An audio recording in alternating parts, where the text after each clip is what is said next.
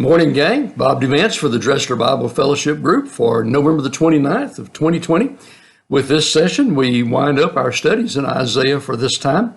We're in Isaiah chapter 25. The title given to it was God Restores, pertaining to the end times primarily and the things that will happen in those end times as God does his final restoration, giving us the millennial kingdom and then subsequently the new heavens and the new earth. I'm going to try to talk about several things as we go along into this, and hopefully it will all fall into place and make sense of what Isaiah is presenting to us. How much do we know about God's inimitable plans for the future, our future with God, basically? Does he reveal to us everything we'd like to know? No, I really don't think so. There are a lot of things that we'd like to know, but he didn't necessarily choose to tell us those things. And of course, that's his prerogative. Back in Daniel chapter 12, for example, twice God tells Daniel to close up his writings and wait. Daniel 12:4. But you, Daniel, shut up these words. Seal the book until the time of the end. Many shall run to and fro, and knowledge shall increase. Dealing with, again, the end times, telling Daniel, shut it down for now. This is all that we're going to do for right now, basically. Then Daniel 12:9, and he said, this is the messenger that was talking to Daniel, says, and he said, go your way, Daniel, for the words are closed up and sealed until the time of the end. So even Daniel, given the visions that he was given, even being sent a special angelic messenger to explain to him some of his visions, did not have all of his questions answered at that time. Even Paul in the New Testament, with all the revelations which he had, much later, obviously, than what Isaiah had, but nonetheless, Paul says, 1 Corinthians 13:12, for now we see in a mirror, dimly, but then face to face. Don't see everything clearly just yet. Eventually we'll see. He said, now I know in part, then I shall know just as I'm also known. So there will be a time coming when we know more than we know now. We have to wait for some of it, kind of like, I guess, what the messenger told Daniel. Well, with all of that, what do all of God's prophets have in common? Isaiah, Jeremiah, Ezekiel, Paul, not necessarily a prophet per se, but an apostle, but still in the same vein as that. They all have the same leader, which is the Holy Spirit, guiding them in preparing the words that we have today. Throughout all of man's tenure on this earth, God has always given incremental revelations on his plan for the ages. He doesn't try to dump it onto us all at once. Most likely, if he tried, we would not have been able to receive it anyway. Starting back with Adam and Eve even, God began his revelation back there in Genesis 3:15 when he talked about there would be one coming from the seed of woman who would crush the serpent's head, or crush Satan's head in that case, really. Then later on, many years later, to Abram, God gave some additional revelation about what he was going to do with this new nation, Israel, which he had not even formed yet, and what part Abraham, as he would be named later, would have in that, in bringing forth the Messiah ultimately. So a lot went on with that. Genesis 12:3, God spoke to Abraham about that and told him that he would be a blessing to many nations. And then much later after that, Moses came on the scene. And think of all the revelation that God gave to Moses. He gave him the pattern for worship, the pattern for sacrifice, the actual pattern for the Passover lamb, when ultimately the ultimate Passover lamb would come, namely Jesus. Gave him that whole pattern for that. Even though he didn't explain all that to him, he yet gave him a lot of information out there.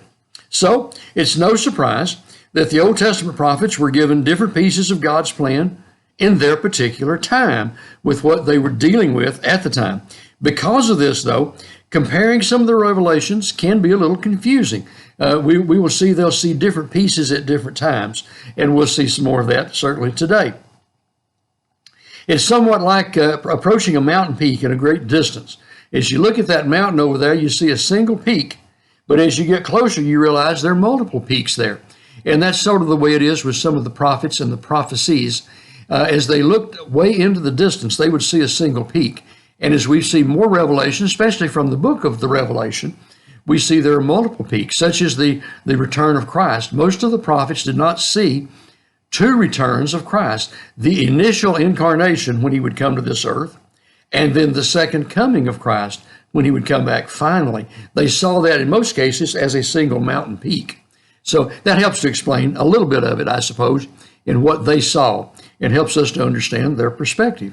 In Isaiah 65, the prophet, though, sees some of God's plan, but not the whole picture, apparently, because we compare his work with the work of Daniel in the book of Daniel and John's work in the book of the Revelation. We can see some other pieces we can plug into that and come up with a more complete revelation of God's plan. Following the tribulation that's described in Daniel and again in the Revelation, there'll be a renovated earth. Now, renovated meaning it's been, okay, I had a little hiccup on starting and stopping the video there. I happened to press a button I didn't intend to.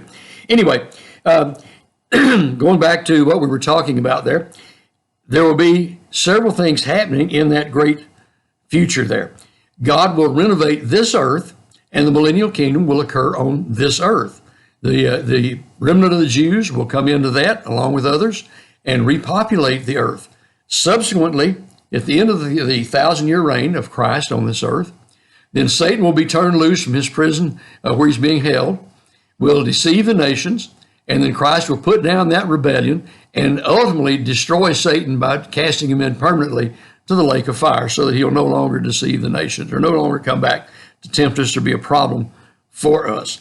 Following that then, 2 Peter 3:10 tells us that God will destroy this world by fire, that it'll be completely taken care of, and God will recreate it completely. And then after that, we see the New Jerusalem, which is being built apparently right now by Jesus himself. The New Jerusalem comes down from the current heaven, wherever it is that God dwells now, and comes down to this earth and resides on this earth, apparently. So a lot of different pieces that are in play here as we talk about this, and it would seem that no one particular writer had all of the pieces necessarily at any one time. So we'll see as we go through how some of these play out, I hope. With that, let's get into Isaiah 65. We'll start at verse 17. Previous verses in this chapter, God has talked to Isaiah about what will happen to the evil people of the world and the evil people even of the Jews, that they will be basically destroyed, that the Jews will be given a new name that honors God, and they will follow God. And then we pick up at verse 17. Behold, I create new heavens and a new earth, and the former shall not be remembered or come to mind, which is an interesting thing and answers a question sometimes that a lot of us have. How much will we remember in heaven? Apparently, we'll remember everything that we need, but things that would be detrimental, things that we don't need, apparently we will not remember. That seems to be the case here. But in this case, it seems like creating the new heavens and the new earth, that Isaiah is actually seeing what Peter talked about, the creation of the new heavens and the new earth, not the renovation of earth. But in a minute, we go back to what appears to be the new millennium. So don't get confused as we go back and forth and we see those things happening. Isaiah 65:18, be glad and rejoice, rejoice forever in what I create.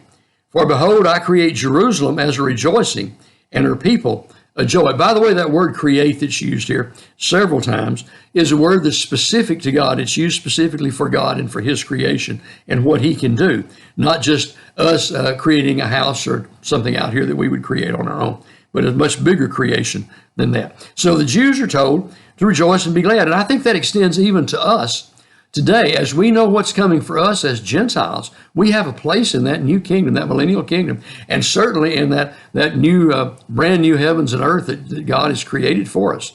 We have a big place in that. We can certainly rejoice along with the Jews and the things that's going to come out of that. Jerusalem, of course, is very special to God. That was his chosen city. That's where he chose to have a place to represent his presence among the Jews, as you'll remember. In Zechariah 2:8, you'll remember that God called his people the apple of his eye. Those who touches his people touches the apple of his eye. He's very sensitive about his people and about his city, Jerusalem, and he wants that rejoicing to occur in that city. It will be a time of rejoicing. Sadness will be done away with, as it says in 65:19. I'll rejoice in Jerusalem and joy in my people. The voice of weeping shall no longer be heard in her, nor the voice of crying. Now, it would seem at this point we've jumped again to the new heaven and the new earth, because again, we're told in Revelation 21:24 that there'll be no more death and no more tears in that place. However, there apparently will be death during the millennial kingdom, as we'll see in the next verse. But we do see that that is coming in the heavenly kingdom, the new heavens and new earth. There'll be no tears, there'll be no death, there'll be no sadness. In 65:20 then, no more shall an infant from there live but a few days, nor an old man who has not fulfilled his days. For the child shall die 100 years old, but the sinner being 100 years old shall be accursed. Which is kind of a strange way of saying things, isn't it? Well, apparently there'll be, as we said, there's not going to be any more death on this new earth. That's from Revelation 21:4. We know that for sure. So what about that? Looking back in the world's history, they've estimated that about half of the babies born died within their first year of life. A lot of infant mortality with that. Modern medicine, sanitation methods, all the things that we've done today have helped to change that to a large degree, certainly in the more prosperous, more forward-thinking countries, that would be true. But in the millennium, that 1,000-year reign, no babies will die, and old people will not die prematurely, apparently. So that will be very interesting for us, and we don't see that kind of sadness coming in for that. A person dying at 100 years of age will be like a baby dying today. We'll think he's very young if one dies at the age of 100. Now, one of the commentators says there'll still be habitual sinners, though, at that time. But God will be patient, and by the time they reach the age of 100, they can be declared cursed, those that are sinners. And he goes to Psalm 37:22, which is interesting, which says, those he declares cursed will be cut off. Prior to that, it says, those who are his will be preserved. And apparently that's where this is going. Those who are sinners will be cut off, will be cursed during the millennial time, and they won't survive all of that millennial time, perhaps. Not totally clear on that, but that seems to be the indication. Going on, 65:21-22. They shall build houses and inhabit them. Now, again, we're back to the new millennium because we're building houses and planting crops and that. I don't know if we're going to be doing that on the new heaven and the new earth. It doesn't seem to be that's the case, but here it is. They'll plant vineyards. They'll eat their fruit. They shall not build and another inhabit, which is a big deal for the Jews. They shall not plant and another eat. For as the days of a tree, so shall be the days of my people. And my elect shall long enjoy the work of their hands. Again, the average lifespan back that time was guesstimated to be about 35 years or so. So you would start your life, you'd work, you'd build a house, you'd build your vineyard, you'd build your fields, your farms, whatever, but you wouldn't get to enjoy it very long. You wouldn't live that long. You'd die. But in the millennial kingdom, that will not be the case. People will be able to live and to enjoy the fruits of their labor, just like the life of a tree, have a much longer lifespan. Also, when the Jews would be conquered, people would move into their property and live in their houses and eat the fruit of their vines and the fruit of their crops and so forth, and destroy them oftentimes. That will no longer be the case either. They will not be under attack because everything will be in peace during the millennial kingdom. Of course, obviously, it would be a time of peace in the newly created new earth, new heavens, and the new earth. So it will definitely be a different time. But my goodness, it's going to be a great time. Time of peace, harmony, and joy, like nothing we've ever seen at this point, at least not for you and me in our lifetimes. Going on, in verse 23, they shall not labor in vain, nor bring forth children for trouble, for they shall be the descendants of the blessed of the Lord, and their offspring with them. The labor will be fruitful. Everything will work well. You'll recall that after the fall in the Garden of Eden, that God said that the land would then bring forth thistles and briars and thorns and so forth, and that man would have to work by the sweat of his brow to eke out a living from it. And that apparently will no longer be the case in the millennial kingdom. It'll be much as it was in the Garden of Eden, where things worked like God had intended to in the beginning for man to succeed in that time. Wow. The work will not be worthless or meaningless. It will have a lot going on for them there. No terror, no raiders coming in to take off the things which they've built, or to carry away children as slaves, for example. The seed of Abraham, the seed of the suffering servant, all those things that were promised will come to pass. They'll live long. Their offspring, their descendants, will be with them, enjoying the same millennial blessings as they grow up and go into that and go forward into that 1,000-year reign. Excuse me. In verse 24, another great promise. It shall come to pass that before they call, I will answer. And while they're still speaking, I will hear. Apparently, God will anticipate their needs. I guess I should really say God would anticipate our needs. Of course, we'll be in our spiritual bodies during the millennial kingdom, so I'm not sure what our needs will really be. But for those who are physical people at that point, living in their natural bodies, they will certainly have needs, and God will anticipate those needs and supply those needs even before they ask, or as they're asking, He will be supplying. He will be right there with them in that sense, it seems, from that. Then in 25, the wolf and the lamb shall feed together. The lion shall eat straw like the ox, and dust shall be the serpent's food, which is kind of a continuation again of Genesis 3:15 about the serpent. They shall not hurt nor destroy in all my holy mountain, says the Lord. And this is really a repeat from chapter 11.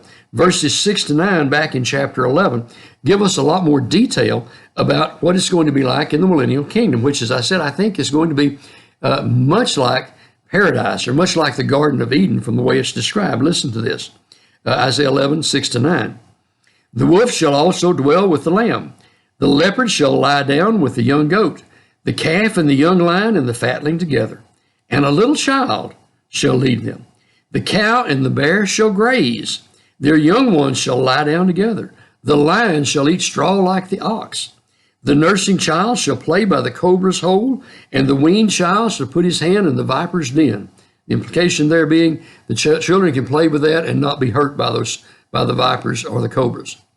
They shall not hurt nor destroy in all my holy mountain. The same thing he just said in verse 25. For the earth shall be full of the knowledge of the Lord as the waters cover the sea. What a glorious time that's going to be. The millennial kingdom will be a time of peace, a time of harmony, like nothing we've ever experienced in our lifetimes. And in our spiritual bodies, we'll get to share that with those Jews and other people who are living in the millennial kingdom. Something even better than the Garden of Eden, it seems, will actually prevail in that time for them and for us to observe. No longer will anything or anyone cause hurt or destruction on God's holy mountain, any of the things which He's done. His holy mountain generally refers back to Jerusalem, but to the whole earth as well, I think, in this case. That is, in the whole earth where God dwells with His people in this millennial kingdom, the blessing and the fellowship and God's protection will just be there. It will follow them. It will be complete and continuous. Now, that's a glorious time to look forward to. What do we do with that? Well, there was an old hymn, that said, what a wonderful time we'll have up there, and how true that is. But, as we look at that, can we really comprehend what that means? I don't think we really can. We do the best we can. We work with it as best we can, but do we really understand that? Not really. There's so much more there than we can possibly take in, I think. I think it's not unlike John trying to write about what he saw in the book of the Revelation, that he used the best words he had, but sometimes he wished he had some more words that just weren't there. And I think that's our case here. We don't have all the words to describe how wonderful this is going to be. And of course, God is going to be in our presence. Jesus is going to be reigning from Jerusalem along with David as his co-regent. What a wonderful time it's going to be up there. Yes, it will. Well, how do you summarize something like this? A fairly short summary today is a little bit different, maybe. We may not have all the answers to God's final plans, but we know enough about it to shout about it. And I think that's the absolute truth. It's our responsibility, though, to pass this hope on to other people. It's not something we take to ourselves and sit on and don't share it. Matthew 28, 19 and 20, the Great Commission, tells us to go out and to make disciples of the nations all around the world, baptizing them in the name of the Father, the Son, and the Holy Spirit, teaching them to observe all the things which Jesus had taught them and us. And He's promised to be with us even to the end of the age. That glorious millennial kingdom, and ultimately the new heaven and the new earth, which He's promised for us. You remember John 14:3, when Jesus said, I'm going to prepare a place for you. And if I go and prepare it, I will come back and get you for that. I will make it happen. And that's the place He's promised us, and He's going to make it happen for us. What a glorious future we've got. Now, one other thing, as you know, the election drama continues. My goodness. But it reminds us God's still on His throne. God is still in control. God knows where all this is going. And it's up to us to pray for understanding pray for our country, pray for justice to prevail, and ultimately His will be done, and we will understand it and accept it. 2 Chronicles 7:14 still applies. If my people, that's us, who are called by His name, humble ourselves, pray, seek His face, turn from our wicked ways, turn from our sin, then He promises to hear from heaven and forgive our sin and heal our land. Thank you. God bless you. I hope you've had a wonderful Thanksgiving this past Thursday and a great Sunday today. We'll see you next time.